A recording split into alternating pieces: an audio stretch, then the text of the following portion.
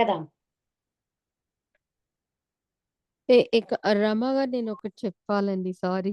మీరిందాక నన్ను మంత్రం బాగా చదివారన్నారు. నేను వెంటనే ఏదో రెచ్చిపోయాను మాకు చిన్నప్పటి నుంచి అసలు చాలా థ్యాంక్ యూ అండి. రికగ్నైజ్ చేసినందుకు అసలు అది మీకు నచ్చిందన్నందుకు చాలా థాంక్స్ అసలు. ఓహ్! అయ్యో! ఆ! నాకది ఆ వీడియో అయిపోయే లోపల చెప్పాలనుకుంటున్నా అది అయిపోయిందది. సారీ. ఓకే. సో, హ్మ్. యాహ్! ఏంటి మనం ఇక్కడ ఏమంటున్నామంటే మీరందరూ ఎరుగుదురా అంటున్నాం కదా! సో, మీరందరూ యాహ్! ఎరుగుదురా అంటే ఇక్కడ పక్కనే మా ఇంటి పక్కనే మంచి లేక్ ఉంది. మీరందరూ ఎరుగుదురా అని మనం ఇంకా మన ఒక 10 మందితోని మాట్లాడుతున్నాం అన్నమాట. సో, హ్మ్. మా ఇంటి పక్కనే మంచి లేక్ ఉంది అని చెప్తున్నాము. చెప్పి మీ అందరూ ఎరుగుదురా అంటే మీ అందరికి తెలుసా అని అర్థం అన్నమాట అక్కడ. హ్మ్. ఓకే. ఓకేనా? అది. హ్మ్. ఇక్కడ ఆవాంన 1 మినిట్ అండి. I will be back. Okay. Yeah! ఆవాంన. ఆవాం. హ్మ్. ఇక్కడ జానీ ఆవాం. ఆ! ఓకే. ఓకే. ఆవాం వయం గదా! హ్మ్. ఆవాం ఆహ్, ఇక్కడ చూసుకొని చెప్పండి. ఏమొస్తుందిక్కడ? జానీవహ. ఏమొస్తది? జానీవహ. ఇక్కడ చూడండి. ఇక్కడ హ్మ్. ఎక్కడెక్కడ నీ వచ్చింది? ఇగో ఈ 5టికి నీ వచ్చింది. అవునా? ఈ 3ంటికి ఈ బహువచనంలో ప్రథమ పురుషకి జానంతి. అవునా? జానాతి, జానాసి, జానామి, జానంతి. ఓకేనా? హ్మ్. మిగతా యాహ్! అన్నిటికి జానీ వచ్చిందా? జానీతః, జానీథః, జానీథ, జానీవః, జానీమః. ఓకేనా? యాహ్! యాహ్! హ్మ్. సో, ఇప్పుడు ఏం చేయాలి? బహువచనంలో ఒకటి తప్ప ఈ 2 మధ్యమ పురుష, ఉత్తమ పురుషంలో నీ వస్తుంది. ఓకేనా? హ్మ్. ద్వివచనంలో మొత్తం మూడిటికి నీ వస్తుంది. తర్వాత ప్రథమ పురుష ఏకవచనంలో ఐ మీన్ 3 పురుషుల్లో ఏకవచనంలో నా వస్తుంది. హ్మ్. ఓకేనా? హ్మ్. యాహ్! ఎట్లా అనేది చూపిస్తా నేను. మీకు ఇంట్రెస్ట్ ఉంటే చూపిస్తా. ఓకే. యాహ్! ఆ! మీరు ఏంటి క్లాస్‌కొస్తలేరా అక్కడ? నా మొన్న ఇక్కడేమైందంటే మాకు ఒలింపియా అని చాలా చిన్న సిటీ అన్నమాట. అదేలే. హ్మ్. అయితే ఆహ్, ఇన్ని ఏళ్ళకి టెంపులొచ్చింది. ఓహ్! ఓకే. సో, నేను గూడా వాలంటీర్ చేస్తూ అట్లా నేను నిజంగా కంప్లీట్‌గా మర్చిపోయినా గూడా. లైక్ ఈ వీకెండ్ గూడా ఈ సాటర్‌డే గూడా యాక్చువల్లీ ఇప్పుడు మీరంటే గుర్తొచ్చింది. నేను అప్పుడు గూడా బజ్జీలేస్తున్నా. ఈ సాటర్‌డే గూడా నేను మర్చిపోయినా. అంత అంటే ఈవినింగ్ గూడా ఇట్లా వాలంటీర్‌కెళ్తున్నా. అదే. ఫస్ట్ టైమ్ అదేలే. ఇన్ని ఇళ్లల్లో ఫైనల్‌గా ఒక టెంపులొచ్చిందన్నమాట. ఓకే. అదేలే. యాహ్! సో, ఇప్పుడిది చూయించొద్దనుకున్నానిక్కడ. చూపిస్తే ఏందంటే కొంచెం తెలిసిపోతది.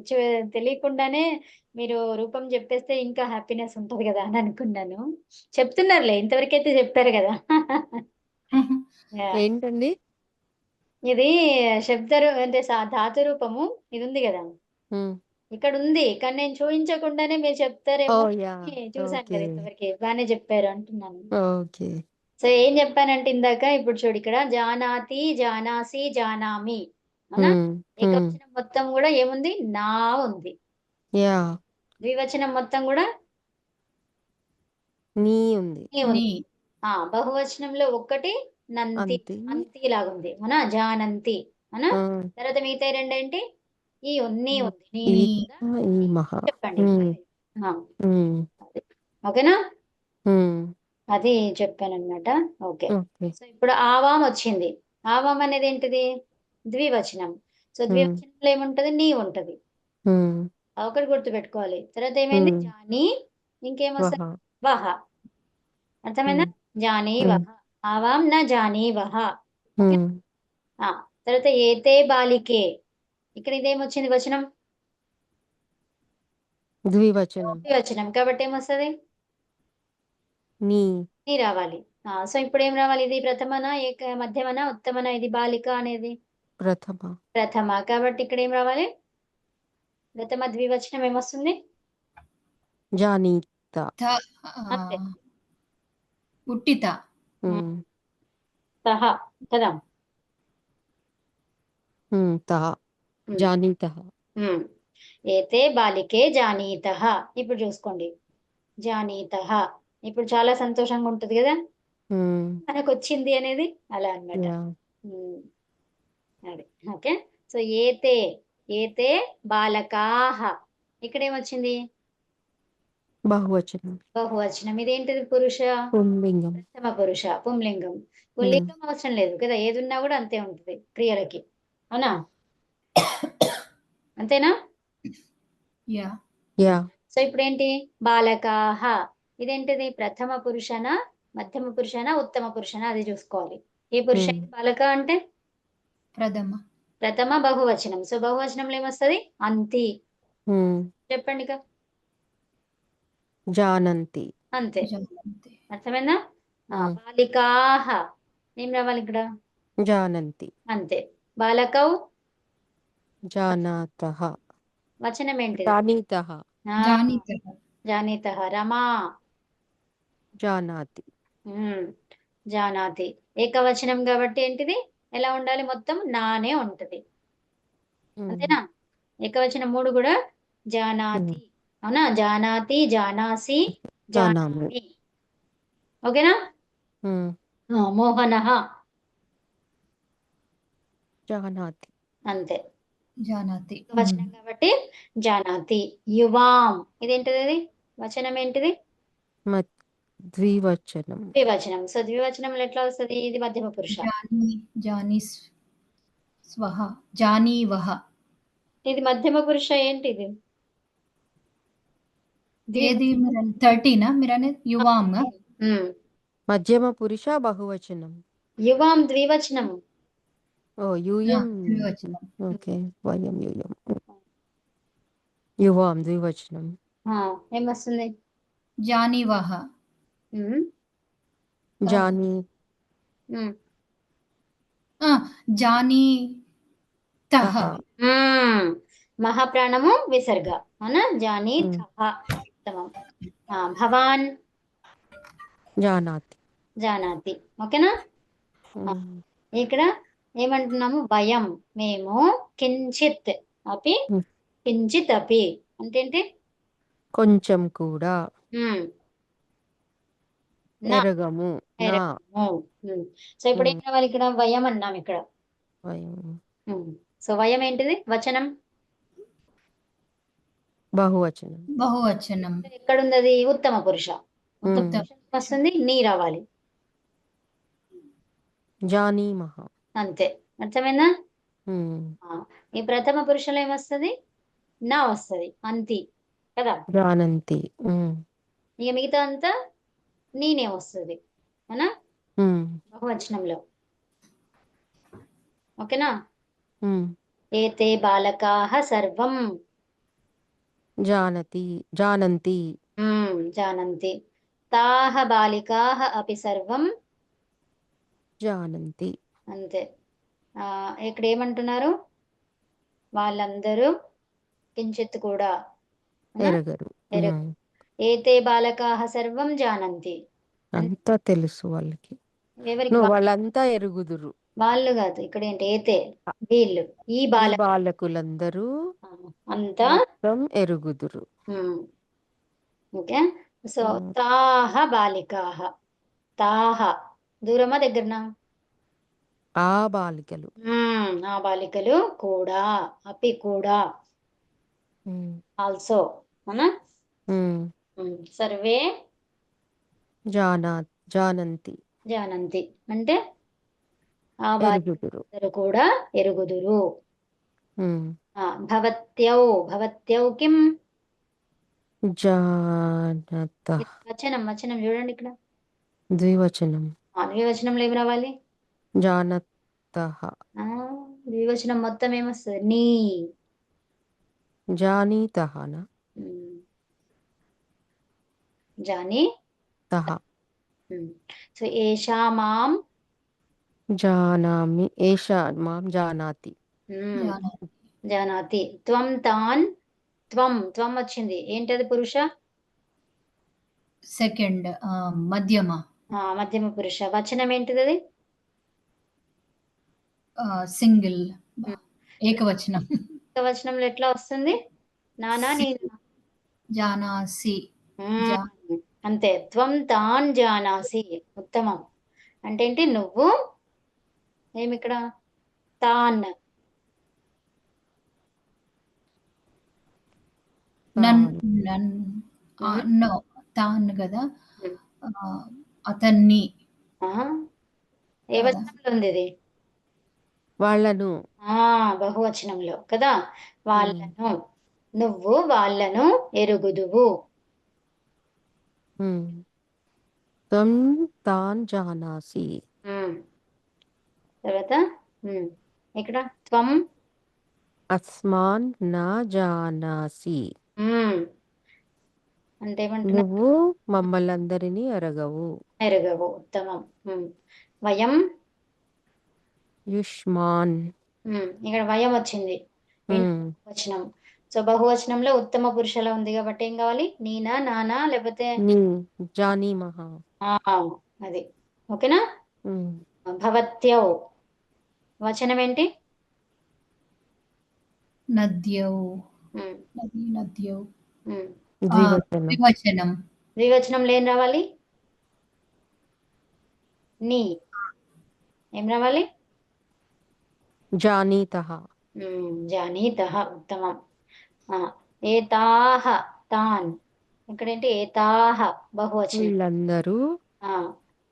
వాళ్ళు. వాళ్ళను ఎరుగుదురు. సో, ఇక్కడ జానంతి. ఇక్కడ ఏతాః తాన్ జానంతి. ఉత్తమం. ఓకే. వయం త్వాం. జానీమహ. హ్మ్. జానీమహ. అంటే ఏంటి ఇక్కడ? వయం మేమందరం హ్మ్. నిన్ను ఎరుగుదుము. త్వాం నిన్ను. ఉత్తమం. ఓకే. సా మాం సమ్యక్ వచనం ఏంటి? జానాతి. అంతే. ఏకవచనం కాబట్టి హ్మ్. జానాతి నా వస్తుంది కదా! జానాతి. హ్మ్. తర్వాత హ్మ్. కిం భవంతః అస్మాన్ కిం భవంతః అస్మాన్ హ్మ్. కిం భవంతః అస్మాన్ జానాతి. భవంతః హ్మ్. ఏం రావాలి? భవంతః జానాతి. ఆ? భవంతః వచనం ఏంటది? బహువచనం. బహువచనం భవంతః. ఇప్పుడు ఏం రావాలి ఇక్కడ? జానంతి. జానంతి. కిం భవంతః అస్మాన్ జానంతి? అర్థం ఏంటి దీనికి? తెలుసా? మీరందరూ కదా! భవంతః అంటే ఏంటిది? మీరందరూ అస్మాన్ మమ్మల్ని ఎరుగుదురా? ఓకే. ప్రశ్న ఇది. కిం ఎరుగుదురా? ఏం ఎరుగుదురు అని కదా అప్పుడు? కిం కిం అంటే మీరు మా గురించి ఏం తెలుసుకున్నా కాదు ఏం కాదు. ఎరుగుదురు? మా గురించి అని ఎక్కడుంది? మమ్మ గురించి. ఆ, మమ్ములను. ఇదేంటిది? మమ్ములను. మీరు మమ్ములను ఎరుగుదురా? అంతే. ఓకేనా? మరి కిమ్ ఎందుకు?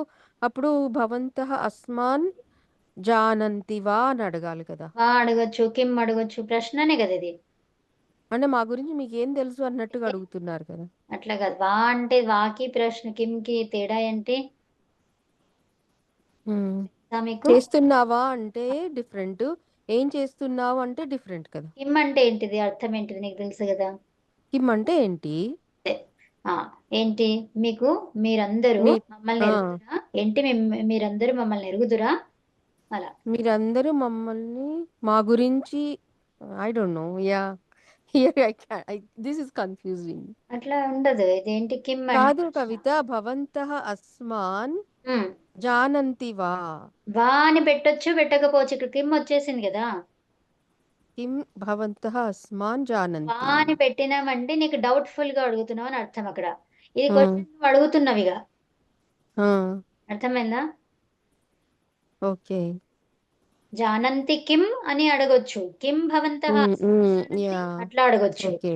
ఇప్పుడు ఈ ఓకే. సంస్కృతంలో నీకేంటి నువ్వు ఎక్కడ ఏ వర్డ్ రాసినా గూడా దాని అర్థం అదే. Right, right. దాని విభక్తి భవంతః అస్మాన్ జానంతి కిమ్ అంటే అప్పుడు నాకు అర్థమైంది. అదే. అందుకే అది ఎక్కడ పెట్టినా గూడా దాని అర్థం రైట్, చేసుకునేది రావాలి. అప్పుడే రైట్. శ్లోకాలు, వేద మంత్రాలు అర్థమైతాయి. అది. ఆ! సో, ఇప్పుడు దాని అర్థం ఏంటిది? ఏమిటి? అప్పుడు దాన్ని మనం సార్ట్ ఔట్ జేసుకోవాలి. ఎక్కడ ఏమొస్తదనేది ఫస్ట్ హ్మ్. తెలుసుకోవాలి. ఏమిటి అంటున్నారా? దేనిని అంటున్నారా? హ్మ్. హ్మ్. దేనిని అని బెట్టు, వాక్యం సరిచెయ్యు. ఏమిటి అని హ్మ్. బెట్టు, వాక్యం సరిచెయ్యు. హ్మ్. నీకేమొస్తుందో చూసుకో. అప్పుడు నువ్వు దాని అర్థాన్ని చెప్పగలుగుతావు నువ్వు. అది. యాహ్! హ్మ్. అందుకే ఒక్కొక్క పదానికి మీకు వచ్చిన భాషలో దాన్ని చేంజ్ జేసుకోండి. హ్మ్. అది. ఓకేనా? సో, కరెక్ట్ మీనింగ్‌ని రాసుకోవాలి. ఇప్పుడు కిమ్ అనేది ఎక్కడెక్కడొచ్చింది? 2 చోట్ల ఒస్తది. ఎందుకు? ఇది నపుంసకలింగం గాబట్టి. హ్మ్. అవునా? ప్రథమా విభక్తి ఏకవచనంలో వస్తది. ద్వితీయ విభక్తి ఏకవచనంలో వస్తది. సో, హ్మ్. కాబట్టి ఈ వాక్యానికి ఏది సూట్ అయింది? వాళ్ళ ఉద్దేశ్యం హ్మ్. ఏంటి? అనేది నువ్వు హ్మ్. వాక్యాన్ని రాసుకొని అక్కడ అర్థం జేసుకోవాలి. హ్మ్. కదా! యాహ్! అది. ఇక్కడేమన్నారు? తౌ, తామ్. తవ్ అంటే వాళ్ళిద్దరూ. వాళ్ళిద్దరు. అప్పుడేమొస్తుందక్కడ? ఇద్దరు. ఇద్దరంటే ఏంటి వచనం? ద్వివచనం. సో, హ్మ్. ద్వివచనంలో ఏం రావాలిక్కడ? హ్మ్. నేను హ్మ్. జానీతః. ఆ! జానీతః అంతే. ఎందుకు హ్మ్. తహ ఎందుకొచ్చింది? ఇది ప్రథమ పురుష గాబట్టి. అవునా? హ్మ్. అది. హ్మ్. అంటే ఏంటి? వాళ్ళు అందరూ, వాళ్ళిద్దరు. వాళ్ళిద్దరు హ్మ్. తామ్. తామ్ అంటే అతడిని. హ్మ్. నో. స తం తమ్ తాం. అంటే ఫీమేల్. ఇక్కడ హ్మ్. ఫీమేల్ అన్నమాట. ఆమెను. ఆ! హ్మ్. ఏ వాళ్ళిద్దరూ ఆమెని ఎరుగుదురు. వాళ్ళిద్దరూ ఆమెను ఎరుగుదురు. అర్థమైందా? హ్మ్. రైట్. హ్మ్. అందుకనే తెలుగులో చెప్పమంటున్నాను నేను మీకు. అర్థాలు మీకు అంటే ఈ హ్మ్. వాక్యాలను వింటుంటే, అరే! నాకింత పెద్ద పెద్ద వాక్యాలు ఇట్లా రాయడం గూడా వస్తుందా? అనేది సర్ప్రైజింగ్ వస్తదక్కడ. యాహ్! కొంచెం కిందికనవా అది? నేను స్క్రీన్ షాట్ తీస్తా. యాహ్! యాహ్! ఆగు. హ్మ్. యాహ్! Got it. ఓకే. ఇదేంది ఇక్కడ చూడండి ధాతువు ఇచ్చారా? హ్మ్. ఇక్కడుందా? ధాతోః రూపాణి. అంటే ఏంటి? ధాతోః అంటే ఏంటి? ధాతువు యొక్క. ధాతువు యొక్క రూపాలు. హ్మ్. అర్థమైందా? ఇక్కడ ఏమొచ్చిందది? ధాతోః అంటే ధాతు అనేది ఉకారాంత హ్మ్. పుల్లింగం. సో, ఇప్పుడు హ్మ్. ఇదేంటి? ధాతోః అనేప్పటికి ఏమైందది? ఉకారాంతంతో ఉంటే ఓ వచ్చింది అనేది అర్థమైందా? హ్మ్. శంభు అంటే ఏం రావాలి? శంభు యొక్క. శంభోః. అది. ఓకేనా? విష్ణుః. విష్ణోః. హ్మ్. తర్వాత గురుః. గురోః. గురోః. అది. గురువు యొక్క. అర్థమైందా? గురువు యొక్క గురువుల యొక్క. గురువుల యొక్క వద్దిప్పుడే. అక్కడేముంది హ్మ్. అదొకటే ఏకవచనమే చూడండి. ఓహ్! ఓకే. ఓకే. యాహ్! ఓకేనా? హ్మ్. హ్మ్. సో, గురువుల యొక్క అంటే మీకు నామని ఆల్రెడీ చెప్పేసాను మీకది. హ్మ్. చేసింది మీకు. ఓకేనా? హ్మ్. యాహ్! ఏంటి ఎట్లా ఉన్నా గూడా అకారము, ఇకారము, ఉకారము, స్త్రీలింగము, పుంలింగం ఏదన్నా ఉండని. ఏమొస్తది చివరిగా? నామ్. నామొస్తది. దేనికి? బహువచనంకి. ఏ విభక్తి? హ్మ్. షష్ఠి విభక్తి. షష్ఠి విభక్తి బహువచనంలో నామ్ అని వస్తది. హ్మ్. హ్మ్. ఏదన్నా ఉండని. రికారం ఉండని, ఏదన్నా ఉండని. స్త్రీలింగం ఉండని, పుల్లింగం ఉండని, నపుంసకలింగం ఉండని, ఏదన్నా ఉండని. ఏమొస్తుంది హ్మ్. చివరికి నామొస్తది. హ్మ్. ఓకే? గణానాం త్వా. హ్మ్. యాహ్! హ్మ్. గణపతిః అక్కడేమొచ్చింది? ఇకారాంతం వచ్చింది. హ్మ్. ఇక్కడేమొచ్చింది? ఉకారాంతం వచ్చింది ఇక్కడ. ధాతు అనేది. ధాతూనా హ్మ్. నామొచ్చిందా? ఇక్కడ హ్మ్. ఉకారంతోని కూడా ధాతునాం వచ్చింది. పితృ అంటే పిత్రీనాం. రికారం. హ్మ్. రికారాంత ధాతువు. ఓకేనా? సో, మాత్రీనాం పితॄణాం కదా! పితॄణాం ఎందుకు? రీనే అంటారు దాన్ని. ఓహ్! రికారంగా యాహ్! చెప్తారు. ఓకే. ఓకే. సో, హ్మ్. హ్మ్. అలా అన్నమాట. సో, ఇప్పుడు ఒకసారి చెప్తారా ఇది? జానాతి, జానీతః, జానంతి. జానాతి, జానీతః, జానంతి. జానాతి, జానాసి, జానీథః, జానీథ. జానాతి, జానాసి, జానీతః, జానీతః, జానీత. జానామి, జానీవః, జానీమః. జానామి, జానీవః, జానీమః, జానీమః. జానీమః. హ్మ్. ఇప్పుడు చెప్పండి. ఏం చెప్తారు? ధాతోః రూపాణి. జా జా ధాతోః ధాతోః రూపాణి. రూపాణి. ప్రథమ పురుష ప్రథమ పురుష ఏకవచనం ద్వివచనం బహువచనం. ఏకవచనం ద్వివచనం బహువచనం. జానాతి జానీతః జానంతి. జానాతి జానీతః జానీతః జానంతి. అంటే ఏం చెప్తారు ఇక్కడ? తెలుసుకుంటున్నాడు, ఇద్దరు తెలుసుకుంటున్నారు, వారిద్దరు తెలుసుకుంటున్నారు, వారందరూ తెలుసుకుంటున్నారు. ఓకేనా?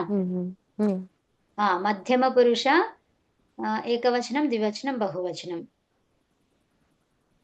చెప్పండి. మధ్యమ పురుష ఏకవచనం ద్వివచనం బహువచనం. జానాసి జానీథః జానీథ. జానాసి జానీథః జానీత. సో ఇప్పుడు ఏం చెప్తారు ఇక్కడ? నువ్వు తెలుసుకుంటున్నావు, మీరిద్దరు తెలుసుకుంటున్నారు, మీరందరు తెలుసుకుంటున్నారు. ఉత్తమం. సో ఉత్తమ పురుష ఏకవచనం ద్వివచనం బహువచనం. ఉత్తమ ఉత్తమ పురుష పురుష ఏకవచనం ద్వివచనం బహువచనం. జానామి జానీవః జానీమః. జానామి జానీవః జానీమః. నేను తెలుసుకుంటున్నాను, మేమిద్దరము తెలుసుకుంటున్నాము, మేమందరము తెలుసుకుంటున్నాము. ఓకేనా? ఓకే. ముందుకెళ్దామా? చాలా నాకైతే సరిపోయింది. ఈ లెసన్ అయిపోయిందా? ఈ లెసన్ అయిపోలేదు, ద్వితీయ పాఠంలో ఇంకా ఉంది. ఇది ఎక్సర్సైజ్. దీంతో అయిపోతుందా? అంటే జానాతి ఇక్కడ ఒక్కొక్క విషయాలు వేరే వేరేవి ఉన్నాయి కదా. ఇక్కడ విశేష క్రియాపదాలు అన్నాడు కదా. సో విశేష క్రియాపదాలలో ఎందుకన్నారు? ఎందుకు అంటే ఇక్కడ రూపం చేంజ్ అవుతుంది. సో ఇంతకుముందు ఏమొచ్చింది? పఠతి ఉంటే జస్ట్ తీతః అంతి యాడ్ చేస్తే సరిపోయింది. కానీ ఇక్కడ తీతః అంతితో పాటు ఏమైతుంది? నా ఉంది, నీ అయింది, అంతి అయింది, డిఫరెంట్ డిఫరెంట్ గా వస్తున్నాయి. అందుకని విశేష క్రియాపదాలు విశేష ధాతువులు అన్నారు. అర్థమైందా? అది ఓకేనా? సో ఇప్పుడు ఈ రోజు మీరు జ్యా ధాతువుని తెలుసుకున్నారు. జ్యా ధాతువుకి ఈ జన్ అనేది ఏమొస్తుంది? అది ఆదేశంగా వస్తుంది అనమాట. అంటే జన్ అనే దాన్ని తీసేసి ఇంకా వేరేది వచ్చి కూర్చుంటుంది అనమాట. ఓకేనా? ఇది ఒక 10 గణాలు ఉంటాయని చెప్పాను కదా మీకు నేను. గణాలలో ఇది ఏ గణము? 9వ గణం. ఓకేనా? రాసుకోండి ఇక్కడ 9వ గణం. ఈ 9వ గణం పేరేంటి? క్రియాది. ఏంటి? క్రియాది. క్రియాది గణం. ఓకేనా? ఇంతకుముందు మనం నేర్చుకుంది భూవాది గణం, రైట్? పైనవన్నీ భూవాది గణం నేర్చుకున్నారు. ఇంకా వేరే కొన్ని ఒకటే ఇది నేర్చుకున్నారు. క్రయాది అని ఉంది. ఏమైంది? క్రయాది అని ఉంది. రాస్తావా? అంటే క్రా మొత్తం కాదు, క్ర. అది అందుకని దానికి అటాచ్ చేసినాం అక్కడ. అంటే దీనికి ఏమేమి? అప్పుడు నువ్వు రుత్వం రాయాలి కదా. రుత్వం కాదు, ఇది క్రీనాతి ఉంటుందా ధాతువు, అది వేరే ధాతువు. కానీ అప్పుడు నువ్వు ఇట్లా ఉకారం లాగా అదర్ సైడ్ రాయాలి కదా, కృ ధాతువు అయితే. అది కాదు, ఆ ధాతువు వేరు, ఇది వేరు. క్రియాది కకారము రకారం రేఫా అన్నమాట, అంతే. ఓకేనా? అరే క్రియాది గణం తెలుగులో రాయి. రాస్తా.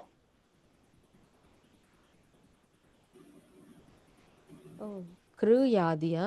క్రూనా?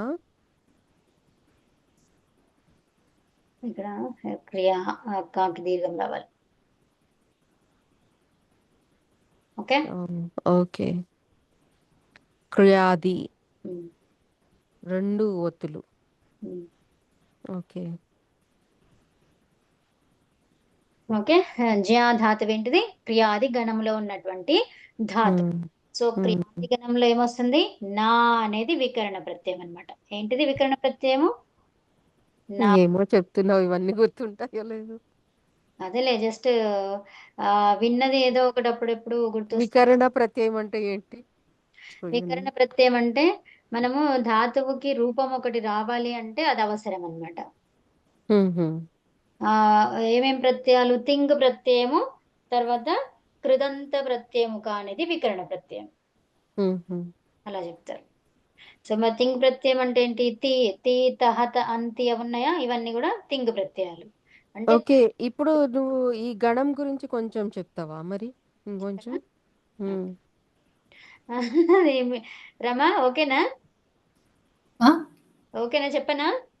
Yeah okay. సో ఇప్పుడు క్రియాదిగణం అన్నమాట. ఇదేంటిది? క్రియాది గణం. క్రియాది గణం. ఆ, ఓకే. సో క్రియాది ఎందుకంటున్నాము మనము? క్రి అనేది క్రియా. ధాతువు. ఏం ధాతువు అది? క్రి అనేది ధాతువు. అది ఎక్కడుంది? ఆదిగా ఉంది. ఓకేనా? హ్మ్. ఇక్కడ ఏమైంది? ఈ వచ్చింది. ఇకారానికి ఇకోయనచి అనే సూత్రం ద్వారా కృ తర్వాత యు వస్తుంది అనమాట. ఓకేనా? హ్మ్. హ్మ్. ఇకారానికి ఏమొస్తుంది? యకారం వస్తుంది. హ్మ్. ఆది కలపండి. క్రియాది. అర్థమైందా? హ్మ్. క్రియాది. సో ఇది దేంతో వచ్చింది? ఇకోయనచి సూత్రం అది. ఇకో యణ చి అంటే ఏంటి? ఇక్కుల స్థానంలో ఎన్నులు వస్తాయి. మరి ఇక్కంటే ఏంటి? ఇక్కంటే ఏంటి? ఇక్కంటే ఈ, ఊ, రి తర్వాత రి. ఇది ఇక్ అన్నమాట. ఓకేనా? హ్మ్. ఇక్కంటే ఈ అక్షరము లేదా ఊ లేదా రి లేదా రి. ఆ అక్షర హ్మ్. స్థానంలో ఎన్. ఎన్ అంటే ఏంటి?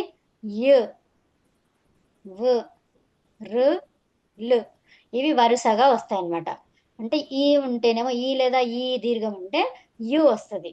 ఊ ఉంటే ఏమొస్తది? వు వస్తది. రి ఉంటే రు వస్తది. రి ఉంటే లు వస్తదన్నమాట. అర్థమైందా? హ్మ్. అదెప్పుడు? అచి. అచి అంటే అచ్చు పరములో ఉండాలి. అంటే హ్మ్. ఇక్కడ ఈ ఏదైతే లెటర్స్ ఉన్నాయో ఈ అనేది ఉంది. సో దానికి పరములో, పరం అంటే ఏంటి? పూర్వము పరం అన్నమాట. అంటే రైట్ సైడ్. ఓకే. హ్మ్. దానికి అచ్చు ఉండాలి. అచ్చు అంటే ఏంటి మరి? అచ్చు అంటే ఆ నుంచి అవ్ వరకి అవి ఉండాలి. వాటిల్లో ఏదైనా ఒకటి ఉంటే అప్పుడు ఈ ఈకారం అనేది యకారంగా మారుతది. ఉకారం ఉంటే వుగా మారుతది. రి ఉంటే అర్రుగా రుగా మారుతది. రేపగా మారుతది. రేప. ఓకేనా? తర్వాత హ్మ్. లే ఉంటే లుగా మారుతుందన్నమాట. అర్థమైందా? హ్మ్. ఇది అన్నిటికి ఇంకా అది చాలా సూత్రాలలో అది పనిచేస్తదన్నమాట. ఓకే. ఇకో ఎనర్జీ అనే సూత్రం. ఓకే. నెక్స్ట్ క్రియాదిగణం అన్నాం మనం. అవునా? హ్మ్. ఎలా వచ్చిందో తెలిసింది మీకు. యా ఎలా వచ్చింది? ఇకో ఎనర్జీ. హ్మ్. ఓకేనా? యాహ్! క్ర ఆ ఉంది కాబట్టి యా అయిందా? హ్మ్. ఆ ఉంది కాబట్టి యా అయిందా? ఈ ఉంది. ఈ, ఆ 2 ఉన్నాయి. ఆ ఏమున్నాయి? ఉంది కాబట్టి. ఆ! ఆ ఉంటే రాదు. హ్మ్. ఈ ఉన్నది. ఈ అదే ఈ స్థానంలో యా పక్కన. వచ్చింది. హ్మ్. ఈ స్థానంలో ఏమొచ్చింది? యు వచ్చింది. హ్మ్. అర్థమైందా? ఇది ఆ! రావాలి అంటే దాని కండిషన్ ఏంటిది? పరములో ఏముండాలి? ఆ ఉండాలి. ఆ కాదు. అచ్చు ఉండాలి. అచ్చు. హ్మ్. అచ్చు అంటే ఏంటి? ఏవన్నా ఉండొచ్చు. ఆ అదే. నుంచి ఎవ్వరికి ఏదన్నా ఉండొచ్చు. హ్మ్. అర్థమైందా? అచ్చు ఏదుంటే ఆ గుణింతం వస్తదప్పుడు. అంతే. హ్మ్. ఓకే. సో ఇప్పుడు ఆ గణములో వికరణ ప్రత్యయం అన్నాం. అంటే ప్రతి ధాతువుకి పట్ అనే ధాతువు ఉంది. అవునా? తర్వాత ఇక్కడ మనకి తి వచ్చింది. అవునా? హ్మ్. తి అనేది ఏంటిది? ఇదొకటి తింగ్ ప్రత్యయం. దీన్నేమంటాం? ఓహ్! తింగ్ ప్రత్యయం. తింగ్ ప్రత్యయం. సో ఆ తింగ్ ప్రత్యయంలో పట్టు తి మనకట్లుందా రూపం? పట్టు తి ఉందా ఎప్పుడైనా? హుహు. లేదు. ఏముంది? పఠతి. పఠతి ఉంది. మరి హ్మ్. ఆ ఎక్కడి నుంచొచ్చింది? అంటే ఇప్పుడు పట్టు ఉంది గదా! సో ఏ హ్మ్. అక్షరం కలిపితే ఆ అయితదక్కడ? పఠ అనేదొస్తది. ఆ! ఆ ఉంటేనే వస్తది కదా! సో ఇప్పుడు హ్మ్. ఈ అనేది ఒక వికరణ ప్రత్యయం అన్నమాట. ఏంటిదది? హ్మ్. వికరణ ప్రత్యయం. అంటే కంప్లీట్‌గా నీకొక పదం గావాలంటే ఏం ఒక అచ్చు కావాలి? కావాలి. ప్రత్యయాలు గావాలి. ఏం హ్మ్. గావాలి? ప్రత్యయాలు కావాలి. ఇదొక ధాతువు. ఈ ధాతువుకి ప్రత్యయాలు కావాలి. ఓకేనా? సో హ్మ్. అప్పుడొక పదమైతది. అర్థమైందా? హ్మ్. అదొక శబ్దం హ్మ్. అన్నమాట. ఓకే. ఆ శబ్దం అర్థవంతంగా ఉండాలంటే ప్రత్యయాలు గావాలి. ఆ హ్మ్. ప్రత్యయాలను ఏమంటాము? తింగ్ ప్రత్యయాలంటాం. ఏమంటాం? ఈ ఈ గణములో తింగ్ ప్రత్యయాలా? గణం గాదు. ఫస్ట్ ఇది విను. హ్మ్. తింగ్ ప్రత్యయం. ఫస్ట్ గణంకి గావాలంటే ఇదంతా గావాలి బేసిక్ కొంచెం. ఓహ్! ఓకే. ఓకే. హ్మ్. సో ఇప్పుడేంటిది? ఇదొక ధాతువు. అవునా? ఉమ్, ధాతువుకి తింగ్ ప్రత్యయం కలిపితే ఏమవుతుంది? అదొక పదం అవుతుంది. ఉమ్, ఓకేనా? yeah, ధాతువుకి తింగ్ ప్రత్యయం కలిపితే ఒక పదం అవుతుంది. ఈ ఉమ్, ప్రత్యయం రావాలి, వచ్చిన తర్వాత తింగ్ ప్రత్యయం వచ్చిన తర్వాత మళ్ళీ దానికి ఇంకో ప్రత్యయం అవసరం ఉంటది. ఎందుకు? ఇది పఠతి అంటున్నాం కదా. సో ఉమ్, పఠతి అనేది దేని మీద డిపెండ్ అయి ఉంటుంది ఇక్కడ? ఒక నిమిషం. పఠతి అనేది అహం పఠతి, కరెక్టా? no, అంటే ఎలా చెప్పగలిగావు? దేని మీద డిపెండ్ అయి ఉంది? రూల్స్. కర్త మీద. ఉమ్, ఎవరిరా ఇక్కడ? ఎవరు? అహం అనేది ఏంటిది? కర్త. కర్త. నేను. ఇప్పుడు ఓకే. నేను అనేది ఎవరు? కర్తనే కదా, డూవర్ కదా. డూవర్ ఉమ్, ఏమంటాం? సబ్జెక్ట్ అంటామా? ఉమ్, అవునా? yeah, సో కర్త మీద డిపెండ్ అయి ఉన్నది సబ్జెక్ట్, అది డూవర్ మీద డిపెండ్ అయి ఉన్నది కదా. So doer. ఉమ్, అవునా? ఈ డూవర్ ఎవరు మరి? ఇప్పుడు అహం కాదు అన్నాం, మరి ఎవరు వస్తున్నారు అక్కడ? ఏం రావాలి అక్కడ? he or she.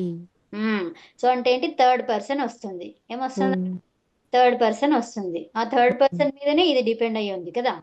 ఉమ్, అర్థమైందా? ఉమ్, అంతే కదా. సో ఇప్పుడు ఏంటిది ఇక్కడ? డూవర్ అన్నమాట. డూవర్ ఎవరు? చేసేవాళ్ళు. చేసేవాళ్ళని ఏమంటాం? కర్త అంటాం. ఏమంటాం? ఉమ్, కర్త. సో ఇప్పుడు దీన్ని ఏమంటాం? ఈ సెంటెన్స్ ని ఏమంటారు? కర్తరి ప్రయోగము. ఏమంటాం? కర్తరి ప్రయోగం. ఓకేనా? సో ఇప్పుడు కర్త చేయడం వల్ల ఈ క్రియ అనేది చేంజ్ అవుతుంది, కాబట్టి దీన్ని ఏమన్నాము? కర్తరి ప్రయోగం. దాన్నే ఇంగ్లీష్లో ఏమంటాము? Active voice. ఏమంటాం? Active voice. అంటే డైరెక్ట్ స్పీచ్. అవునా? సో ఆ డైరెక్ట్ స్పీచ్ అని చెప్పడానికి ఏంటిది? కర్తరి షప్. ఓకేనా? ఏంటది? కర్తరి షప్. అదొక సూత్రం. ఓకే. అంటే ఇక్కడ ఏం రావాలి మనకు? షప్ అనేది రావాలి. ఇక్కడ ఈ ఆ ప్లేస్ లో ఏముందనమాట? షప్ ఉంది. ఓకేనా? సో ఇక్కడ తి అనేది కాదు, ఇది తింగంతం ఏంటిది? ఆ పదం ప్రత్యయం ఏంటి? తిప్ అన్నమాట. ఓకే. ఇక్కడేమో షప్, ఇక్కడేమో తిప్ అన్నమాట. అర్థమైందా? షప్ ఎక్కడి నుంచి వచ్చింది కవిత? ఆ? షప్ ఏంటి ఇప్పుడు? ఇప్పుడు మనం ఏమన్నాము? ఇప్పుడు పఠ్ అనే ధాతువు ఉంది కదా. సో పఠ్ అనేది ఏం చెప్పుకున్నాం మనం? పఠతి అని చెప్పుకున్నాము. ఈ పఠతి దేనిపైన ఆధారపడి ఉంది? సహ పైన. సహ ఎవరు? కర్త. అవునా? ఇప్పుడు కర్తతో ముడిపడి ఉన్నది కాబట్టి దీన్ని ఏమన్నాం? కర్తరి ప్రయోగం కర్తరి ప్రయోగం అన్నామా? ఉమ్, సో కర్తరి ప్రయోగం అనేసరికి ఇక్కడ ఏమైతుంది అంటే, ఇక్కడ కర్తకి సంబంధించింది ఒకటి రావాలి ప్రత్యయం. ఉమ్, ఇక్కడ తిప్ అంటే అది కంప్లీట్ గా ప్రత్యయం అంటే తిప్ అన్నమాట. ఈ పఠ్ అనేది పట్టు ఉండదు, పఠ అని ఉంటది. ఏముంటది? పఠ. ఇది మూల రూపం. ఉమ్, ఓకేనా? సో ఈ పఠ అనేది పట్టుగా ఎట్లా మారింది? అందులో ఒక సూత్రం ఉంది. ఓకేనా? ఉమ్? యా. ఇక్కడ దేనిపైన వచ్చింది అది? అనేది అకారానికి వచ్చింది. ఉమ్, అచ్చు ఏంటిది అది? ఆ అచ్చుకి ఏమున్నది? ఇది అనునాసికం ఉంది. ఉమ్, సో ఏమంటాం దీన్ని? అజనునాసికం అంటాం. ఓకేనా? ఉమ్, ఇలా అచ్చు అనునాసికముతో ఉంటే దానికి ఏమని పేరు? ఇత్ అని పేరు. ఏమని పేరు?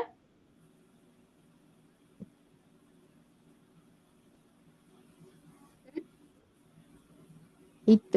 ఇత్. సో ఇత్ అంటే దాన్ని లోపం చేయాలి అని అర్థం అన్నమాట. ఓకేనా? ఉమ్, ఇత్ అంటే దాన్ని లోపం చేయాలి. సో ఇప్పుడు ఉమ్, పఠాలో ఏమైంది? పఠా. పట్ అయింది. లో ఇది ఇత్ అయిపోయింది. సో పఠ్ అయ్యిందనమాట. అర్థమైందా? అలా వచ్చింది. ఉమ్, ఓకే. అనునాసిక అచ్చుకు ఏమని పేరు? ఇత్ అని పేరు. అంటే ఇత్ అంటే ఏంటి మరి? ఇత్ అంటే ఏం చేయాలి అంటే ఆ ఇత్తుని లోపం చెయ్యు అని అంటుంది అనమాట. ఇంకో 2 సూత్రాలు. ఓకేనా?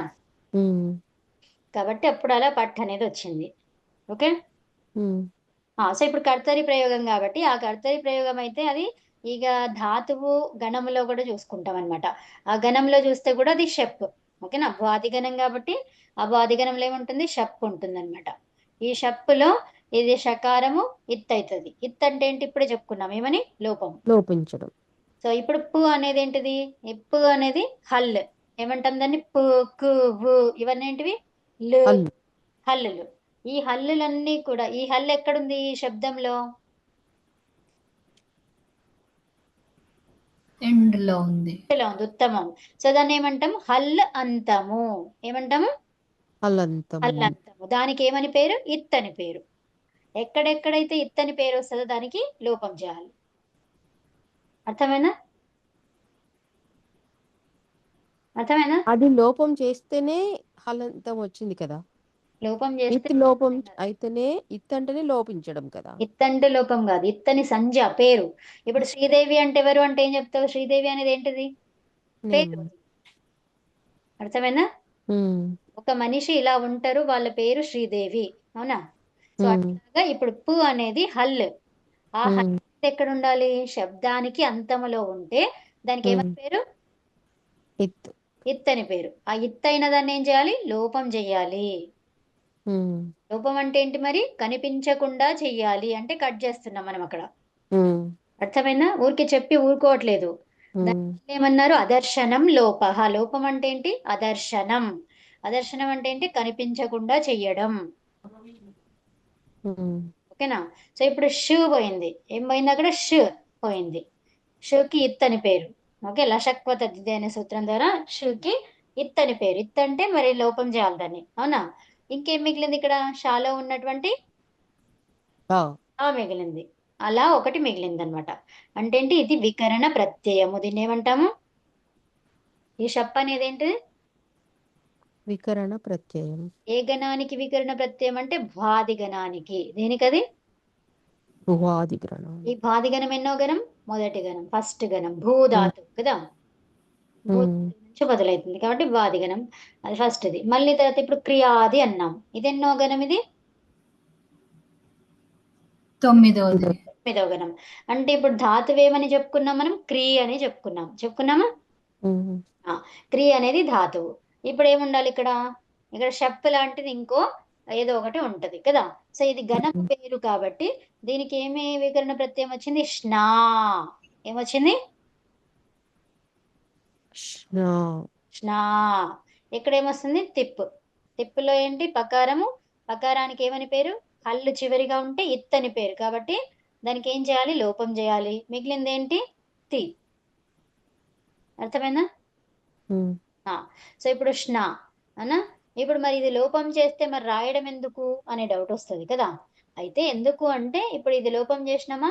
ఏ లెటర్ ని లోపం చేయడం ఏమన్నాము? ఇత్ అన్నాం. ఉమ్, ఇత్ వచ్చిందాన్నే కదా లోపం చేసింది. ఉమ్, నా ఇత్ సంజ ఉన్నదాన్ని లోపం చేసినాం. ఆ ఇత్ అని దేనికి పేరు? పుకి. పు ఇత్. అయితే ఈ రెండు కలిపేయండి, ఏమైంది?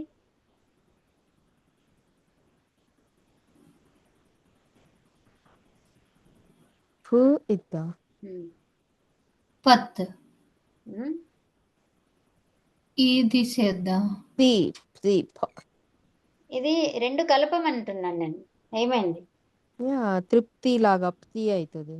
ఏం తృప్తి ఎందుకుంది? రకారం ఎక్కడ నుంచి తి. ఆ? పుకి అచ్చు లేదు కదా, అందుకని తీలో నుంచి తి.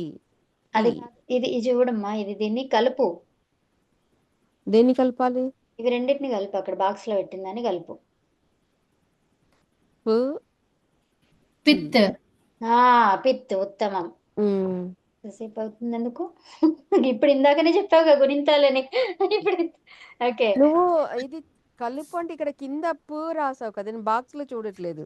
కింద సర్కిల్ చేసావు పైనది పుని, చూస్తున్నాను. కింద ఓకే. తి రాసావు. అది వేరు. సో అది ఇది అయిపోయింది. రాయి. పైన రాశాను. అదే చూస్తలేరా మీరు బోర్డుని? Okay okay. అయితే చూస్తున్నా. ఓకే. సో అయితే పిత్ అన్నమాట. ఈ పిత్ ఏంటిది? పిత్ ఉంటే గుణం అవుతుంది అనమాట. గుణాక్షరాలు ఏంటి? ఇప్పుడు చూసుకున్నాం ఏంటి? ఇక్కు వర్ణాలన్నీ కూడా ఈ గుణాక్షరాలు అనమాట. గుణాక్షరాలు అంటే ఏంటి? వాటి స్థానంలోనే గుణం అవుతుంది. ఈ, ఉ, రి, రి అన్నమాట. ఓకేనా? ఉమ్, అంటే ఇది పిత్ అయితే మీకు ఇక్కడ ఇప్పుడు ఇది అవసరం లేదు. ఇది దీంట్లో రాలేదు కాబట్టి ఇది అవసరం లేదు. ఇప్పుడు చూపిస్తాం మీకు అక్కడ ఎట్లా ఎందుకు అవసరం అవుతుంది అనేది చూపిస్తాం మీకు. ఓకేనా? సో ఇప్పుడు ఇది ఓకే. తి అనేది మిగిలింది. తర్వాత ఈ స్నాలో ఏమైంది? షకారం ఇత్ చూసుకున్నాం కదా ఇందాక. అది ఉమ్, ఇత్ సంజయ్ కాబట్టి దానికి లోపం చేస్తాం. ఏం మిగిలింది? నా మిగిలింది. ఉమ్, ఇప్పుడు చూడండి, ఇక్కడ క్రీ ఉంది అవునా. ఉమ్, క్రీ తర్వాత నా ఉంది అవునా. ఉమ్, ఉమ్, సో ఇప్పుడు ఇక్కడ ఏంది? రేఫ ఉంది. ఏముంది ఇక్కడ? రేఫ.